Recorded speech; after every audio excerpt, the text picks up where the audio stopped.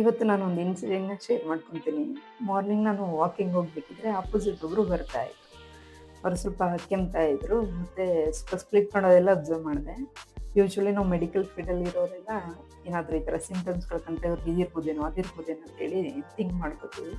ನಾನು ಅದೇ ಥಿಂಕಿಂಗಲ್ಲೇ ಸ್ವಲ್ಪ ಕೇರ್‌ಫುಲ್ ಆಗಿರೋಣ, ಸೈಡಲ್ಲಿ ಹೋಗ್ಬಿಡೋಣ ಅಂತ ಹೇಳ್ಬಿಟ್ಟು ಹೋಗ್ತಾ ಇದ್ದೆ.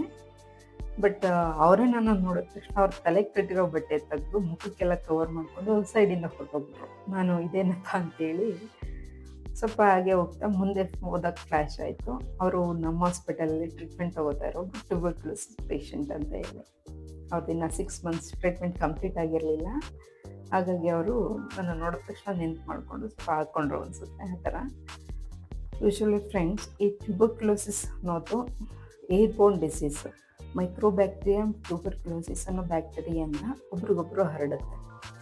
ಈ ರೋಗಲಕ್ಷಣ ಇರೋರು ಕೆಮ್ಮಿದಾಗ, ಶೀನ್ದಾಗ ಅವ್ರ ಬಾಯಿಯಿಂದ ಮುಖಾಂತರ ಬರುವಂಥ ಹನಿ ಇರುತ್ತಲ್ಲ, ಅದರಿಂದ ಏರ್ಗೆ ಸ್ಪ್ರೆಡ್ ಆಗಿ ಅದು ಇನ್ನೊಬ್ರ ಮುಖಾಂತರ ಸೇರಿ ಇದು ಈ ಥರ ಇನ್ಫೆಕ್ಷನ್ಗಳು ಸ್ಪ್ರೆಡ್ ಆಗುತ್ತೆ.